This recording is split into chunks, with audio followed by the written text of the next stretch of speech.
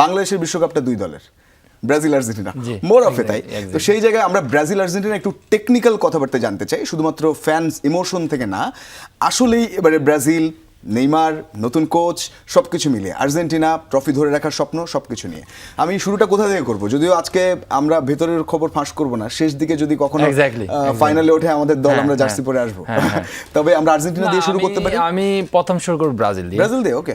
কারণ ব্রাজিলের কোচ অ্যানচেলোতি যখন সে আসলে ব্রাজিলের হয়ে সাইন করে, আসলে এটা ছিল ব্রাজিলের একটা স্বপ্ন। ব্রাজিলের স্পেশালি ফুটবল ফেডারেশনের, ব্রাজিলের মানুষদের আসলে অ্যানচেলোতিকে চাচ্ছিল তারা 2 বছর ধরে। আসলে সে রিয়াল মাদ্রিদের একটা কোড অফ কন্ট্রাক্ট ছিল, সে ফ্রি ছিল না। এন্ড অফ দ্য সিজন পরে সে কিন্তু ব্রাজিলের সাইন করে। তো আসলে ওর মতো একজন কোচ অনেক অনেক প্রয়োজন ব্রাজিল টিমে, এবং সে কিভাবে টিমটাকে সাজিয়েছেন আমরা কিন্তু সবাই দেখেছি। ইভেন আমি সেই স্কোয়াড ঘোষণার সময় লাইভ দেখতেছিলাম যে আসলে কারে কারে ডাকছে।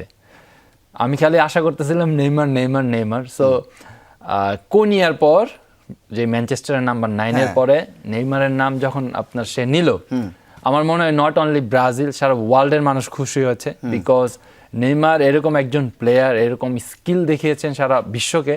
আসলে আমার কাছে মনে হয় ওয়ান অফ দ্য গ্রেটেস্ট। তো এখন গঠন হয়েছে যে ব্রাজিলের টিমটা খুব ভালো সাজিয়েছেন কোচ, এবং সবাই খুব ভালো ফর্মে আছে। আপনি যদি গোলকিপারের কথা বলেন, অ্যালিসন, এডারসন, ডিফেন্ডারে যদি আপনি মার্কিনিউস, চ্যাম্পিয়ন্স লিগ জেতা ডিফেন্ডার, ক্যাপ্টেন পিএসজির, গাব্রিয়েল, সে আর্সেনালে লিগ জিতেছে, চ্যাম্পিয়ন্স লিগ ফাইনাল খেলেছেন। তার সাথে মিডফিল্ড কাসেমিরো, ফাবিনো, মানে Paqueta, Raphinha, each and every, মানে সব স্টার। সো আমি আসলে অনেক আশাবাদী ব্রাজিল টিম নিয়ে। আসেন আর্জেন্টিনায়। আর্জেন্টিনা আসলে সব প্লেয়ারদেরকেই রেখেছে, এবং তাদের একটা চ্যালেঞ্জ থাকবে, কারণ ডিফেন্ডিং চ্যাম্পিয়ন, এবং তাদের সেইভাবেই খেলতে হবে, এবং তাদের সেইভাবেই অ্যাটিটিউড দেখাইতে হবে একদম ফার্স্ট ম্যাচ থেকে। তো আমার মনে হয় যে বেশি চেঞ্জ করে না স্কলানি, অ্যাকসেপ্ট ডিমারিয়া তো রিটায়ারমেন্টে চলে গেছে, আর্জেন্টিনার হয়ে খেলবে না, কিন্তু দিবালাকে সে আর কি ডাকে নাই। কিন্তু তাদের রিপ্লেসমেন্ট কিন্তু খুব ভালো ভালো ইয়াং প্লেয়ারকে ডাকা হয়েছে। তো ওভারঅল সব কিছু মিলিয়ে টোটাল টিমটাই আছে। আমরা তো জানি যে কার উপরে আর্জেন্টিনা টিম।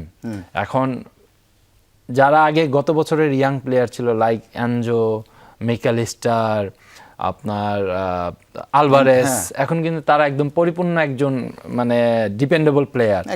তো সেই ক্ষেত্রে আমি বলবো যে মেসির জন্য আরো কাজগুলো ভালো সুবিধা হয়ে যাবে, কারণ সে এখন সব ম্যাচুরিটি প্লেয়ার পাবে, এবং সবাই বড় বড় টিমে খেলা। কিন্তু মেসি এই ওয়ার্ল্ড কাপ খেলুক, অনেকেই তো চাননি যে ভাবে তিনি কাতার শেষ করলেন, বা একটা গল্প রূপকথা। আপনি কি চেয়েছিলেন? না, আমি আসলে এরকম মানে গ্রেটেস্ট প্লেয়ারদেরকে আমি চাই না এইভাবে এন্ড হয়ে যাক। আসলে ওয়ার্ল্ড কাপ এরকম একটা স্টেজ, এই জায়গায় ওদেরকে প্রয়োজন। আপনি রোনালদো, মেসি, নেইমার, আপনি যদি হিসাব করেন ডি ব্রুইনা, ভান ডাইক, ওরা যদি আসলে ওয়ার্ল্ড কাপ না খেলে, আমাদের যারা আইডল বা আমরা যাদেরকে দেখে বড় হয়েছি, তখন কিন্তু আমাদের খুব খারাপ লাগবে। নট অনলি আমি, আমাদের সবার। সো সেই ক্ষেত্রে আমি বলবো যে ওয়ার্ল্ড কাপ ডেফিনেটলি খেলা উচিত, এবং সেই খুব ভালো একটা ডিসিশন নিয়েছে। Very very thankful him. And আমি আশা করি, যেটা আমি আপনাকে বললাম যে আর্জেন্টিনার ম্যাক্সিমাম প্লেয়ার আছে, আমি গোলকিপারের নাম মার্টিনেস মানে নেওয়াই উচিত, তার পারফরমেন্স, এবং সে কিছুদিন আগে ইউরোপিয়া কাপ জিতিয়েছেন অ্যাস্টন ভিলাকে, তারও কনফিডেন্স অনেক ভালো আছে। তার সাথে রোমেরো, লিসান্দ্রো মার্টিনেস, অতামেন্দি, যাদের সেন্টার ব্যাক পজিশনে, যেটা আমরা দেখেছি যে তাদের যেই ডেডিকেশন, আসলে এইভাবে যদি তারা টুর্নামেন্টটা শুরু করতে পারে, ডেফিনেটলি